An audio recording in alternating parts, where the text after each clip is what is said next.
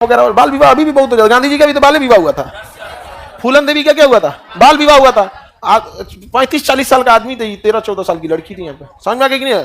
फूलन देवी कम अत्याचार हुआ था उनके ऊपर। अब क्योंकि देखिए पहले समय में भी अस्पृश्यता बहुत ज्यादा था, छुआछूत बहुत ज्यादा था यहाँ पे, तो फूलन देवी के सामने भी तो बहुत ज्यादा अत्याचार हुआ था। निर्वस्त्र करके सबके सामने घुमा दिया गया था। सोचिए किसी महिला का 25-30 आदमियों ने रेप करके और निर्वस्त्र करके सबके सामने घुमाया।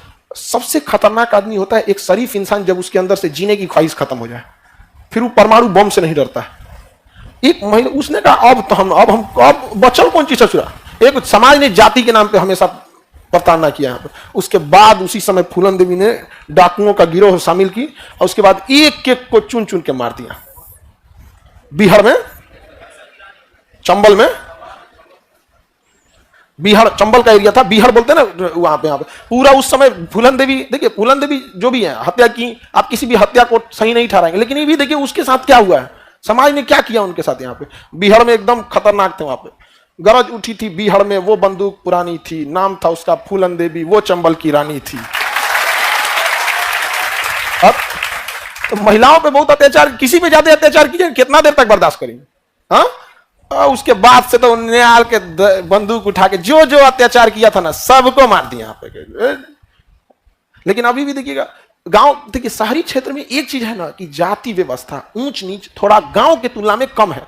क्या है? कम है। तो यहाँ पे ना शहरी क्षेत्र में कम होने का एक रीजन भी है कि शहर का निर्माण माइग्रेशन के बाद होता है कि आप गांव से उठ के आए, कोई यहाँ से आए, तो आपका बहुत पुराना बैकग्राउंड नहीं मिलता है यहाँ पे। तो कोई कहीं से आया, कोई कहीं से आया, तो ज्यादा कूदता नहीं है। गांव में उसका परदादा लकड़दादा चौथे दादा से वही है, सब पता है कि अच्छा तुम ज्यादा कूद रहा है क्या, तो परदादा तो यही दुकान लगाते थे, तो तुम बोलेरो खरीद लिया तो ज्यादा उड़ेगा।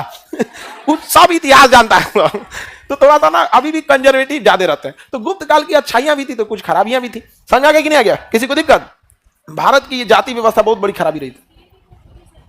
हाँ, स्त्री भी सती होती थी, खुद से सती हो जाती थी, प्रथा वही था। सती नहीं हुईगा तो समाज बहिष्कार कर देता था। समझ आ गया कि नहीं आ गया? जब एक चीज का प्रथा बना दिया जाता है तो उसको मानना पड़ता है।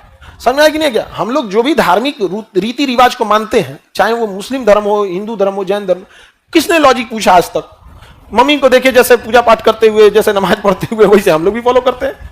तो उस समय जब सब सती प्रथा था तो सबको सती प्रथा था। और जब किसी की मृत्यु होती है ना, उस दिन इंसान भावनाओं में होता है।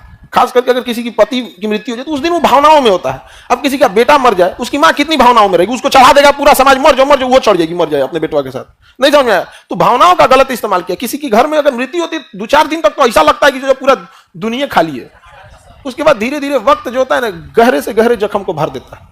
हालांकि ये गलत बात है। वक्त किसी जख्म को नहीं भरता है, बल्कि वक्त के साथ हम उस दुख दर्द के साथ जीना सीख लेते हैं। एडेप्टेशन हम लोग का बहुत अच्छा है। किसी भी चीज के साथ हम लोग क्या कर सकते हैं? सर्वाइव कर सकते हैं। यहाँ पे समझ में आ गया कि नहीं आ गया? आगे बढ़े।